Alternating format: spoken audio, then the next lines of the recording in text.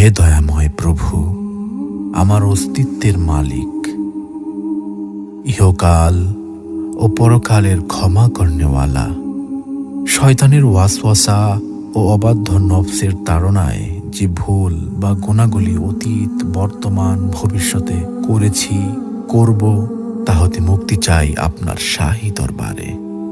আপনি সব পারেন। আপনি দিনকে রাতে পরিণত করতে পারেন, আপনি রাতকে দিনে পরিণত করতে পারেন। আপনার কুদরত ও ক্ষমা সব কিছুর ঊর্ধ্বে। আপনি কারো কাছে জবাবদিহিতা করেন না। আপনি রাজাধিরাজ। আপনার মহিমা যে ভাষায় লিখি না কেন, সবই ম্লান হয়ে যাবে আপনার শানে। পাপের ভুবনে পাপে পূর্ণ আমি, শত সহস্রবার ভূপৃষ্ঠে কপাল ঠেকিয়ে আপনার নূরের চরণতলে ক্ষমা চাই।